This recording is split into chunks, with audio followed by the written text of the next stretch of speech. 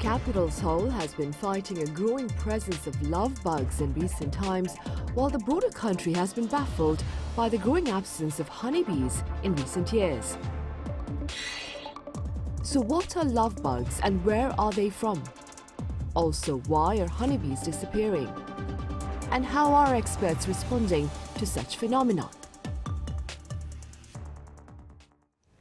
Welcome to Issues and Insiders. Today we touch upon a rather disturbing phenomenon in the world of insects and more. For this, I have Kwon Soa with me here in the studio. So it's good to have you back. Happy to be here, Sunny.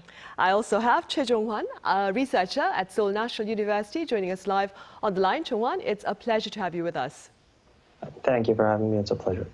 Right. So first then, let's begin with some background information about the growing presence of lovebugs here in the metropolitan region. Sure, Sunny, but first, I couldn't help but notice that you're wearing a lovely pink jacket while I'm wearing a kind of buggish color, so perfect combination, Lovebug. So Lovebug or honeymoon fly, double-headed bug, those are all names that refer to the same bug that's been bugging us here in the country, or rather the capital region. Now, the binomial name of this bug is Plesia nearctica, and they are small black flies, usually between 6 and 9 millimeters in length. The females are usually longer and bigger than the male flies, and they are black flies with a hint of red, the top of the thorax, which is the area right behind the head. So why do we call them love bugs? They are often seen attached together in pairs, even for days after mating. So they even fly in tandem together. So you might think of the phrase love is in the air, but for the average human being, it's kind of gross to look at, and especially when they stick to your car windows or even invade your homes. And for restaurant owners, they are also a nuisance, as they are lots of times worried about these flies landing inside the food. Now, just like last year, swarms of the love bug have appeared in the Seoul metropolitan area, being a nuisance to many residents. In summer 2022, the most affected regions were northwestern regions of the metropolitan region, including Inpyeonggu district in Seoul. And this year, it's kind of similar. They are being reported again here and there in Inpyeonggu district, Mapogu district, also in Gyeonggi-do province's Goyang City. But they seem to be detected in a wider area now. Also in Gwanak-gu district and Dongjak-gu district, they have been spotted, so spreading a little more to the east. With the Seoul metropolitan government saying some 5,000 reports related to lovebugs were recorded as of June. And what's a little different from last year is that they appeared around 10 days earlier than last year. That's got to do with the early heat wave. So last year they started to appear early July, and this year already in June.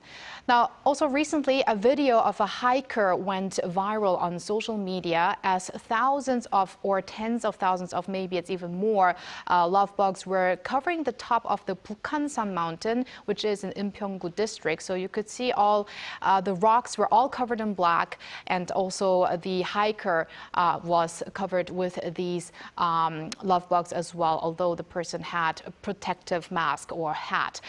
Despite the calls to tackle the issue made by hikers at mountains and national parks, those people managing those places say that they are not carrying out chemical or biological control of the bugs, as it may affect the ecosystem.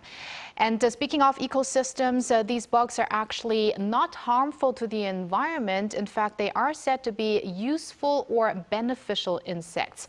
That is, in their immature stage or when they are larvae. Now, they do help in decomposing dead plant material, and also, as sudden as they appear, love bugs tend to disappear after the monsoon season, and the life expectancy of each of the individual live bugs is also pretty short, around 5 days. Right, I see. And that being said, Jonghwan, I understand your research team at Seoul National University has been studying these lovebugs here in the capital city. Simply speaking, Jonghwan, what are they and how did they get here? Well, the term lovebug commonly refers to a group of flies in the genus Plachia, which is part of the marchfly family, the Bibionidae. And these are medium-sized, usually black and slender flies with large black wings, as we've all seen them. And the common name, the lovebugs, really, as you just explained comes from their mating behavior, in which a male and female will couple up and stay attached for up to several days. There are about over 200 species of lovebugs in the world, of which half of them live in the Asian to Pacific region. And the one that was recently found in Korea is called Plachia longiporcips, which was originally known from Southeast China, Taiwan, and the Okinawa Islands of Japan. So last year, when the lovebug outbreaks were first reported, a lot of entomology labs, including us, were contacted by the local authorities, health centers, and media. And our lab, the Laboratory of Evolution and Phylogenomics, is currently doing a lot of research especially on flies. So that's why we had both the interest and the resources to quickly investigate on the lovebugs. So we had the help of the Deokyangu Public Health Center, who sent us a lot of live samples, and we collected data of all the different lovebugs in the Asian region, and we compared them one by one until we had a match. And when we did, we obtained actual specimens from Taiwan National Museum, and that's how we confirmed our identification with DNA analysis. And about how they came to Korea, for now, we are not yet sure whether if the species is native or was introduced. But the oldest record of this lovebug in Korea we could find so far was from 2018 in Incheon. So that is where we are suspecting that the species was recently introduced through the Incheon area, but we still need more evidence. And our team is currently doing research to find out how these lovebugs came to suddenly occur in such large numbers and how they are spreading throughout the Seoul metropolitan area. Right, I see. And while research is ongoing then, Soa, do tell us a bit about the efforts underway to repel these lovebugs. Well, what helps against insects? You would probably usually think about pesticides and insecticides, and residents that are affected by lovebug attacks report to their local governments and or community centers, and then quarantine cars and officials are dispatched to deal with the bugs by spraying pesticides or insecticides in the affected area. But as I mentioned earlier, in the case of the lovebug invasion at mountains and national parks, officials seem to be letting Mother Nature do her thing and not kill them, despite the complaints from visitors there. So local governments appear to be a little more cautious in their battle against these lovebugs more than last year, trying to deal with the bugs at a level that does not disrupt the ecosystem. So instead of using aerial sprays of large amounts of pesticides, officials are putting efforts in informing citizens on the characteristics of lovebugs. So they tell them that they are actually, beneficial insects, and by handing out leaflets, and also give them recommendations on how to keep the bugs away. Now, one widely known method is to spray water on your window, as apparently lovebugs do not like moisture. So they like the hot and humid weather, but not when it's really wet, I guess. And insect control items, meanwhile, at convenience stores have been flying off the shelves since last month. At 4 major convenience stores, sales jumped 20 to 40% compared to last year. That's in the span from June 1st to the 27th. And especially insect sprays have been selling more than last year. But at large retailers, there was not a big difference compared to the year before. And that's because people tend to go to the closest store for a quick solution to bugs. Also, products sold in larger quantities was seen in the capital area, and that's also apparently due to the fast appearance of lovebugs here. And another method, Sunny, I don't know if you have heard of this before, but it seems like lovebugs do not like dark colors. So people are trying to wear black clothing and also wear black masks instead of white masks, because in the case you wear white masks, there are people who have been reporting that the lovebugs stick to your mask. So I don't know if you ever had such an experience before or not. Not exactly. But Me I suppose neither. I should stay away from my pink then when I'm outdoors. Oh, that's maybe a good idea as well. Jonghwan, speaking as a scholar, what do you propose as part of efforts to get rid of these lovebugs? Well, the methods just explained are actually pretty much the best we can do to remove the individuals we are encountering in the city. We can use both chemical measures, such as pesticides or repellents, and physical removal using sticky traps or ultraviolet light traps. The flies are apparently attracted to light, especially at nighttime, so we could kind of cover up the windows or lights to prevent them from approaching, or we could put traps close to the light where the flies might run into it. It might also help to remove any piles of leaves or dead wood in city gardens or parks where the love bugs might lay eggs in. On the other hand, we could also think about trying to control the population in their natural habitat in the forest, but this can be a very complicated issue because the chemical spraying in the way that is commonly practiced will not be a good idea here because love bug larvae will remain unaffected deep under the soil. And instead, the chemicals can kill other beneficial species, including potential predators of love bugs and overall impact the ecosystem, which can actually provide conditions for larger outbreaks in the future. So that is why a very careful and comprehensive approach considering the sustainability of the ecosystem is essential for effective management. But for now, much of the biology of the love bugs remain unknown and is currently under study. And so I hope in the near future we can provide more information on effective measures for control. Right, and talking about information, Chongwan, based on your research thus far, what do you suppose are the broader implications of the spread, the growing spread that is, of love bugs within our society? Well, as I mentioned earlier, the love bugs have been around for at least 6 years now, and compared to last year, the range of the outbreak is certainly expanding. And from this, we can assume that so far the love bugs have been quite successful in inhabiting and finding new places to live in the Seoul metropolitan area. And although massive outbreaks started just last year, there are previous observations also made in June and July, so that would be evidence of a fixed pattern of emergence in Korea. So the love bugs are coming out every late June to July. And if we compare this to in Okinawa, where the climates are much warmer, the same species are known to occur twice a year in spring and fall. So this can indicate that the love bugs are actually capable of adapting their life cycle to the climate here in Korea. So in overall, it does seem that the love bugs are successfully establishing a population here and will continue to be observed each summer. And that is why we need long-term studies to closely monitor the extent of their outbreaks, and also we need to understand their biology and life history to precisely assess their pest status and also implement appropriate management.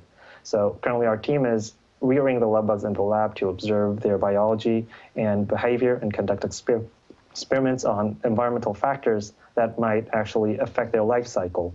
So additional studies on their predators or pathogens, and also what we're doing is genomic research to investigate their biology at the molecule level will be also conducted in the future.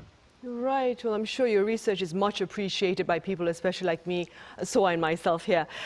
Soa, could you tell us a bit about the reality that I understand we've had a fair share of battles against bugs in the past as well, right? Right. I really don't want to be reminded actually by all of those bugs, especially when you see them in masses. But let's start with one mayfly species. You may have heard of the Tinkerbell fly. That's how many people call the fly these days. I've actually recently seen one of those Tinkerbell flies while I was in a restaurant, and it was sticking at the window and was there for the entire hour I was eating at the restaurant. Anyways, it's in Korea, it's called the 동양 하루살이. So this specific fly has been also with us for some time, also this year appearing quite a lot. And then there's also a moth that's known as the 줄점 불나방. I actually like the Korean name because you can imagine how it looks like, because it's a white moth with a red tummy and some black dots. And this especially emerged in 2019. And then a year later, in 2020, we had to deal with 대벌레, which are stick insects. And these are called stick insects because they resemble sticks. So in some cases, it's hard to spot them.